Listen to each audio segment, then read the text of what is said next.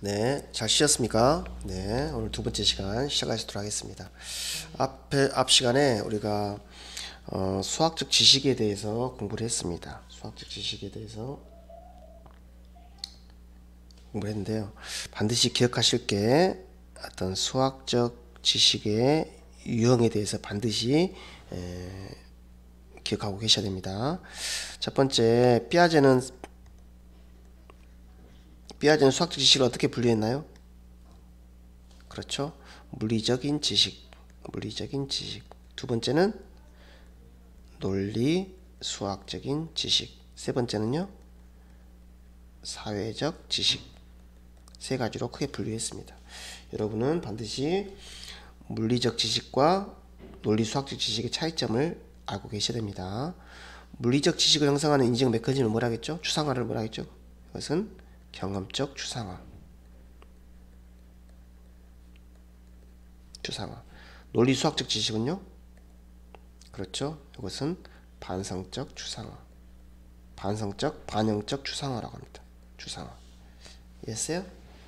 또 물리적 경험적 추상화를 통한 물리적 지식을 습득할 때 이때 추상화의 주체가 뭐예요? 이것은 물체 자체가 되겠죠. 물체 자체가 지닌 속성을 추상화한다는 거죠. 반응적 추상화는요, 물체 자체가 가진 속성이 아니라 그 물체를 다루고 조작하는 인간의 행동. 죄송합니다. 인간의 행동으로부터 추상화해요. 이해하셨습니까? 네, 두 가지 꼭 구별할 수 있기를 바랍니다. 그 다음 누구를 알아봤었죠? 그 다음에는 그렇죠, 두 가지 지식, 개념적 지식과 절차적 지식에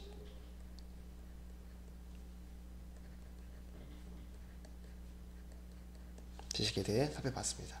꼭 이 두 가지 개념들 간의 관련성이나 차이점을 이해하고 있으면 좋겠습니다.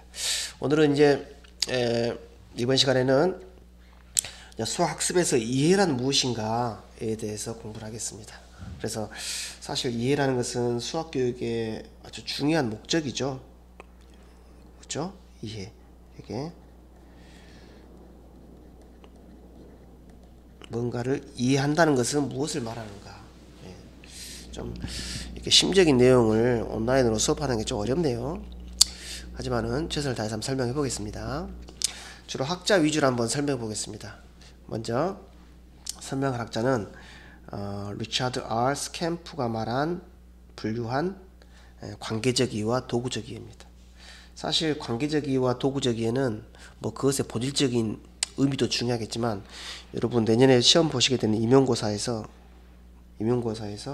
아마 출제 빈도수가 가장 높은 내용일 겁니다.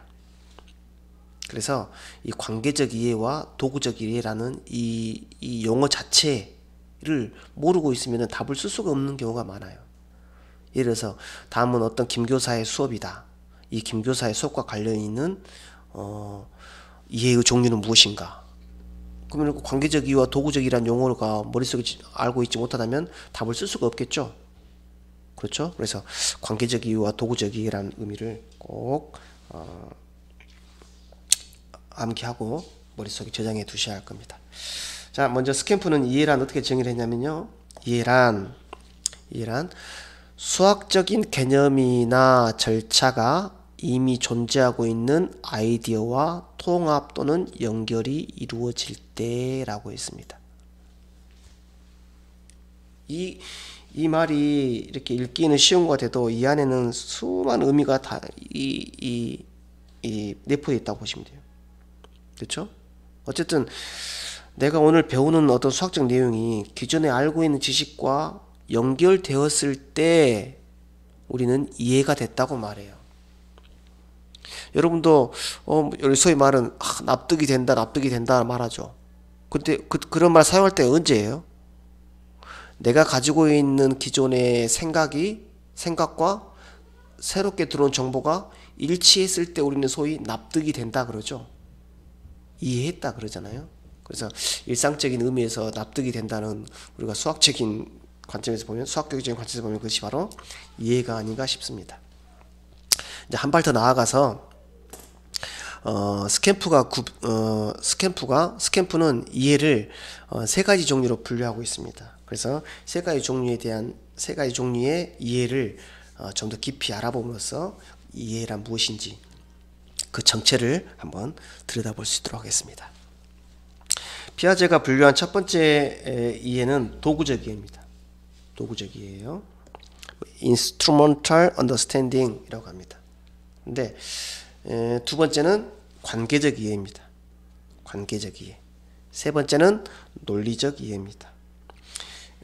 이 세 가지 이해는 주로 시험에서는 도구적 이해와 관계적 이해를 주로 이야기하는데, 오늘 논리적 이해도 한번 추가해서 서로 관련이 있기 때문에 알아볼 수 있도록 하겠습니다. 먼저 도구적 이해 살펴보겠습니다. Instrumental Understanding입니다.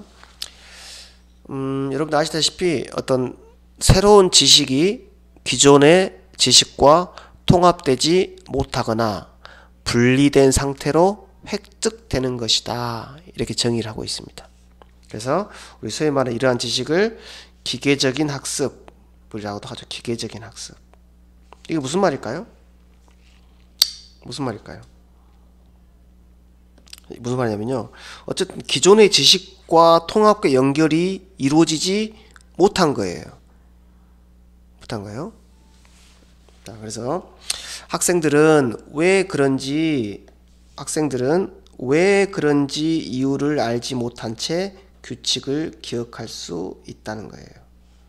그래서 학생들은 교사가 제시한 문제에 대한 답은 할 수 있지만 기호, 알고리즘, 규칙을 서로 연결하지 못한다.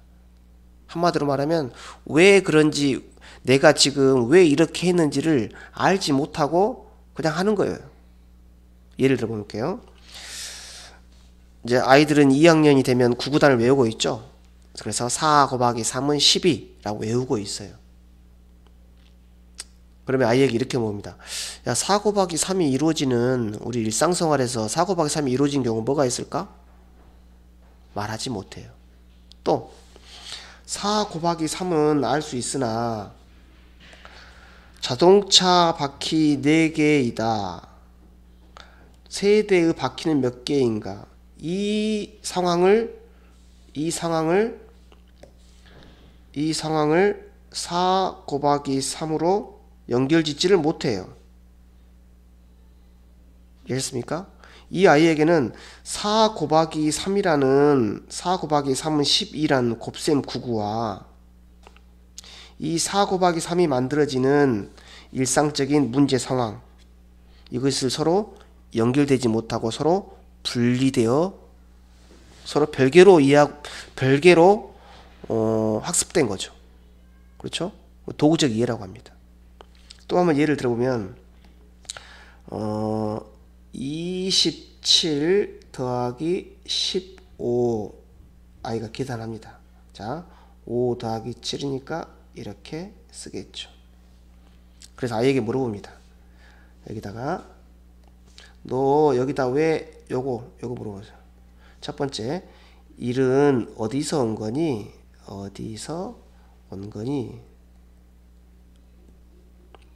두 번째, 또 1은 얼마를 나타내니? 이 두 가지 질문은 왜 여기다 1을 쓴 거니? 왜라는 질문이죠.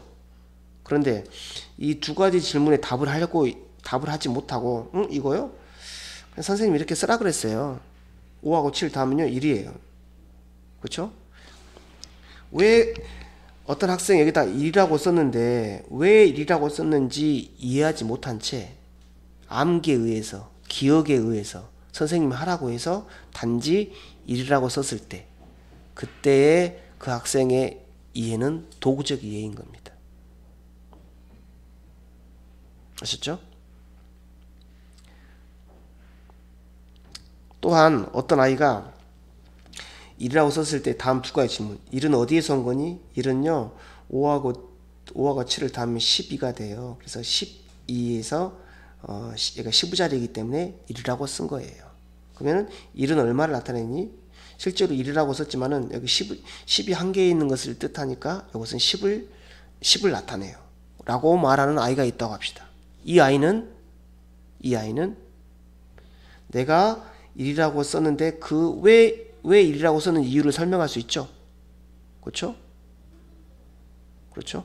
그랬을 때 그 아이는 두 번째 관계적인 이해라고 말합니다. 우리가 일반적으로 이해라는 말은 관계적 이해를 말해요. 그렇죠? 지속적으로 스캠프는 이해라는 것은 기존의 지식의 구조에 새로운 아이디어를 연결하는 것이다 라고 말합니다. 어떤 내가 알고 있는 기존의 지식과 새로운 지식이 연결되었을 때 그것을 연결된 상태, 그것을 관계적 이해라고 합니다. 그렇죠? 그래서 도구적 이해의 기계적 학습과 대조적으로 이때 학습은 유미 학습, meaningful한 거죠. meaningful. 우리가 소위 너 참 meaningful하다, 의미가 있다라고 말할 때는 내가 알고 있는 기존 지식과 연결되었을 때 meaningful, 유의미하다고 말합니다. 그렇죠? 여러분 요즘 제가 BTS의 전하지 못한 진심이라는 노래를 좋아하는데요. 그 노래 아세요 혹시? 제가 왜 그 노래를 좋아하냐면요. 저도 모르지만 내가 그 어둠이 가득한 이런 BTS의 전하지 못한 진심이라는 가사를 들었을 때 내가 기존에 갖고 있던 뭔가 이렇게 어떤 사랑에 대한 기존의 지식, 기존의 구조와 뭔가 이렇게 연결이 되기 때문에 그게 나한테 와 닿았다는 거죠. 그렇죠? 그러한 BTS의 전하지 못한 진심은 나한테 매우 미닝풀한 거예요. 왜? 내가 가지고 있는 기존의 생각, 이념, 정체성과 뭔가 맞닿아 있다는 거죠. 즉 연결이 되어 있다는 거죠. 아셨죠? 그래서 기존의 구조의 새로운 아이디어가 잘 연결되는 거예요. 그렇죠? 예를 들어볼게요. 여러분이 기존의 구조라는 것을 제가 설명 안 하려고 그랬는데 어쩌지 설명해야겠네요. 이 기존의 구조라는 것은 어떤 새로운 학습을 하기 전에 학습자가 가지고 있는 인지 구조, 지식의 총체를 말하는 거예요. 지식의 총체. 그래서 피아제는 이것을 뭐라고 해서 이것을 스키마라고 하죠. 스키마. 그렇죠? 인간은 누구나 기존의 지식을 가지고 있죠. 그러나 그런 지식은 스키마라는 틀로 만들어서 가지고 있다는 거죠. 인간의 지식을 외부로부터 지식을 습득하게 되고 그것을 뇌 속에 저장해야 되잖아요. 근데 그 뇌 속에 지식을 저장할 때 마치 제 방처럼 헝클어져 있는 게 아니라 도서관의 서가처럼 잘 A, B, C, D, E 총류, 시집, 만화처럼 잘 분류가 돼서 정리가 되어 있다는 거죠. 그렇죠? 그렇죠? 그것을 우리는 뭐라 하냐면 스키마라고 합니다. 스키마는 다른 말로 지식의 구조라고 하고요. 그렇죠? 그래서 기존의 스키마에 새로운 아이디어가 잘 연결된 상태를 말합니다. 한번 예를 들어보겠습니다. 어떤 아이가 오늘 수학 공부 시작합니다. 여기서 예를 들어볼까요? 조금 공간이 필요하니까 이것을 이렇게 좀 빼서 해볼게요. 자, 오늘 새롭게 배울 내용은 이런 내용이라고 합시다. 예를 들어서 오늘은 3분의 1 더하기 5분의 1이에요. 이것은 이제 5학년 1학기 내용입니다. 그런데 어떤 학습자가 그림을 참 못 그리네요. 이거 배울 내용이에요. 그러면 우리가 이걸 가르칠 때 기본적으로 학습의 방법은 내가 알고 있는 기존의 지식과 연결이 되도록 가르쳐야 한다는 겁니다. 기본적 아이디어는. 그러겠죠? 그러면은 이 분모가 다른 분수죠. 이 분수를 학습할 때 어떤 지식과 연결시켜야 될까요? 그래요. 기존에 알고 있는 지식은 뭐겠어요? 분모가 같은 분수에 대한 지식이겠죠. 그러겠죠?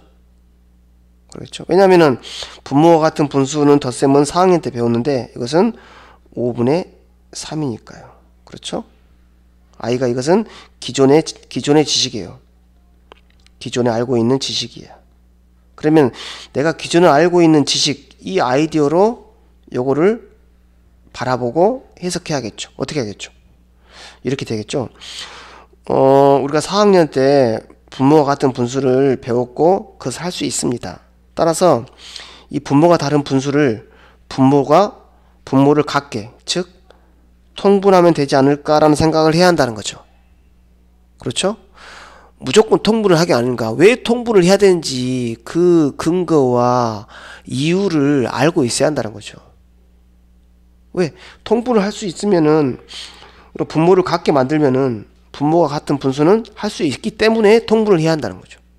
즉, 이 분모 분수를, 즉 분모가 다른 분수 덧셈을 분모가 같은 덧셈으로 바꿔서 할 수 있다는 것. 즉, 두 개의 지식을 서로 연결 지을 수 있어야 한다는 거죠. 그렇죠? 이게 바로 관계적 이해고 소위 말하는 이해예요. 수학 교육에서 말하는 대부분의 이해는 다 기존에 알고 있는 지식과 새로운 지식을 연결시키는 겁니다. 연결. 여기 연결. 자, 또 말이 길어졌습니다. 예를 들어볼게요. 자동차는 바퀴 4개이다. 그렇죠? 자동차 3개 바퀴는 몇 개인가라는 문제 상황이 있습니다. 그렇죠? 이것의 답은 보십시오. 이런 상황은 자동차 바퀴는 4개이고 자동차 세대는 바퀴는 몇 개인가 라는 게 있을 때 이 학생을 보면은 일단은 덧셈과 연결이 됐죠. 덧셈과 연결이 되고 그 다음에는요 곱셈과 연결이 됐습니다. 즉 이런 문제 상황과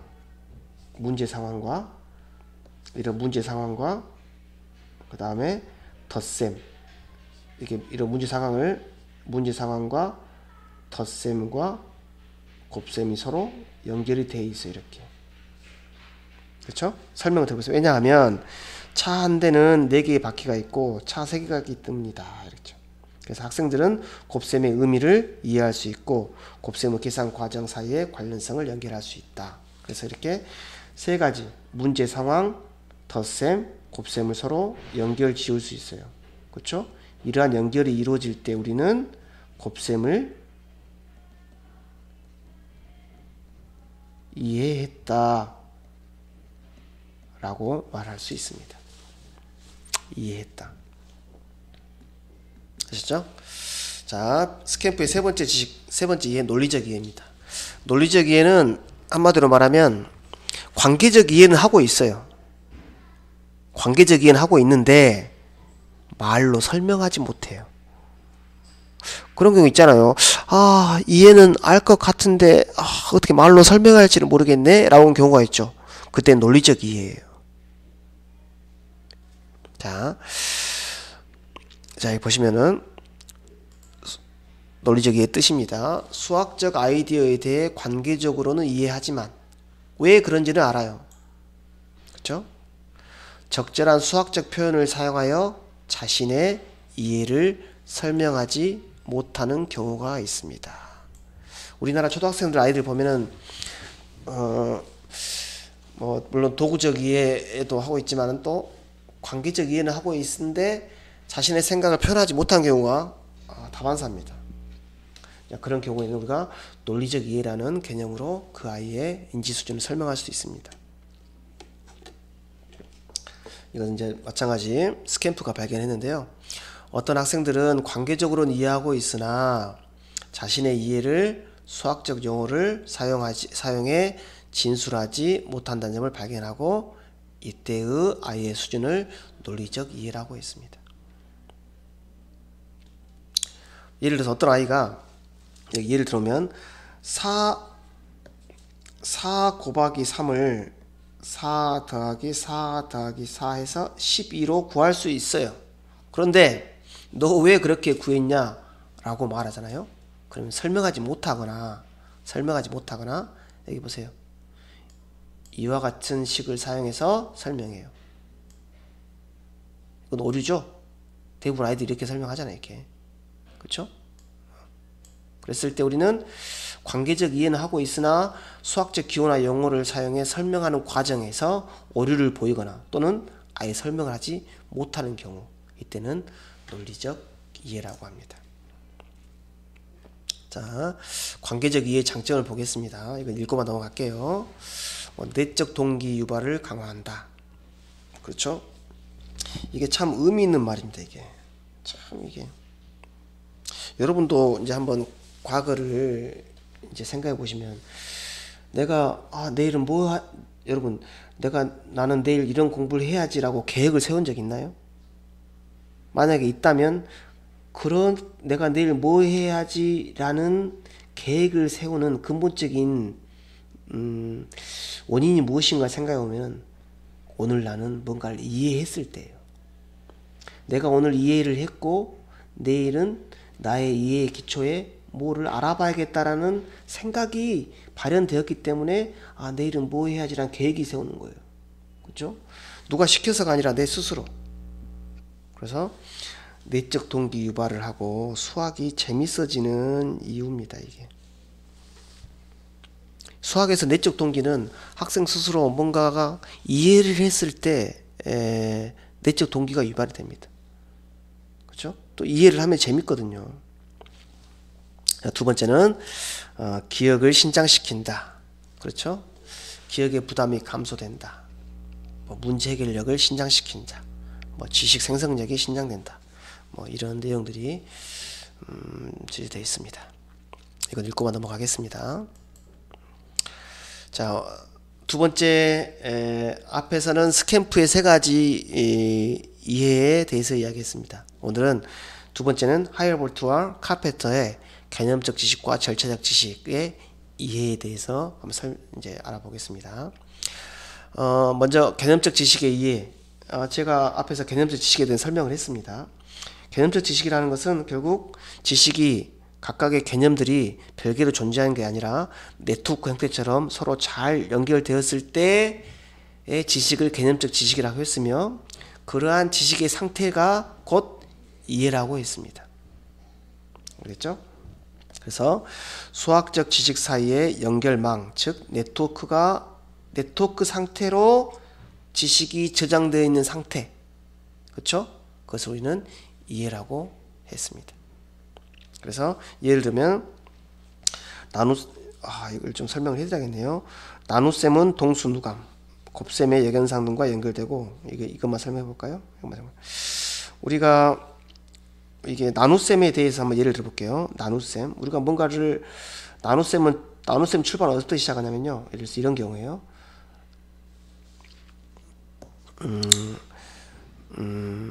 그래서 12 나누기 4는 3과 같다. 이거 뭐가 같냐면요, 12를 4번씩 3번 빼면 0이 되는, 이게 동수누감이거든요. 동수누감. 이렇게 또 이 동수누감과 더불어서 12 나누기 4는 곱하기 3 뭐냐면 4 곱하기 네모는 12, 즉 곱셈과 관련이 있습니다. 제가 자세히 설명 못 드리겠습니다만은, 그러면은 이 나눗셈의 개념이 12 나누기 4는 3이다. 이 단지 몫을 구하는 것에만 국한되지 않고요. 지워져 버렸네요. 죄송합니다. 12 나누기 4는 3. 이런 나눗셈에 대한 지식이 단지 계산에 국한되지 않고 이것이 뺄셈, 동수누감과 관련이 있음을 알고, 또 이것이 곱셈과 관련됐음을 이해하고 서로 연결이 이루어져 있죠. 그랬을 때 우리는 이것을 연결이 이루어진 상태, 이것을 우리는 개념적 지식의 이해라고 합니다. 줄여서 개념적 이해라고도 하죠.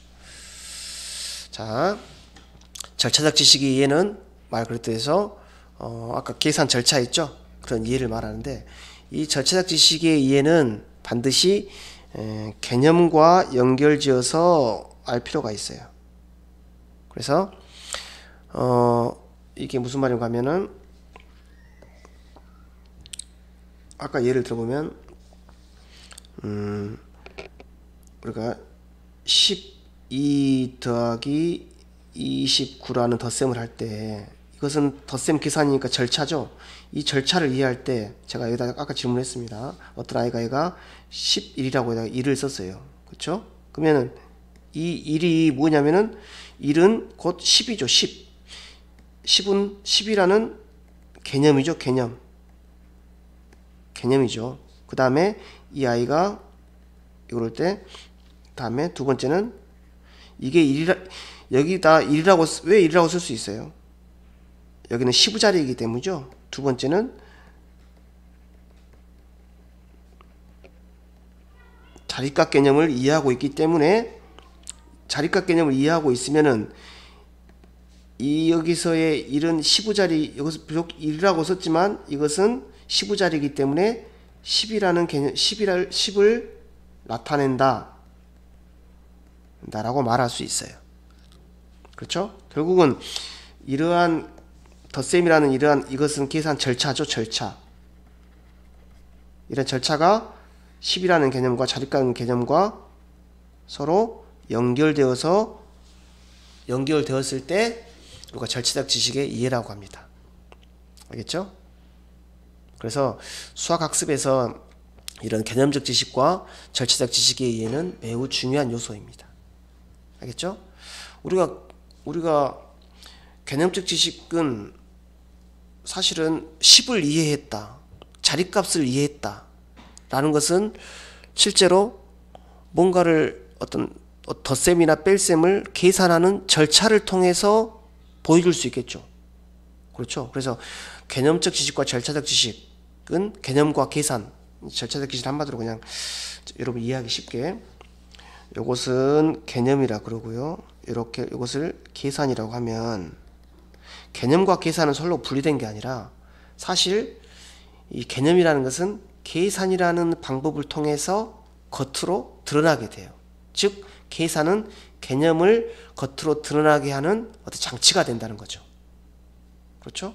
그래서 개념만 막 외우고 있다고 해서 개념적 지식을 이해했다고 말할 수도 있겠지만, 이러한 개념적 지식은 비로소 계산을 하는 과정에서 겉으로 드러날 수 있다는 거죠. 그렇죠? 그래서 둘 사이는 뗄래야 뗄 수 없는 중요한 관련성이 있다고 이해하시면 될 것 같습니다. 그래서 이 두 가지 지식은 매우 중요하다라고 정리할 수 있고요.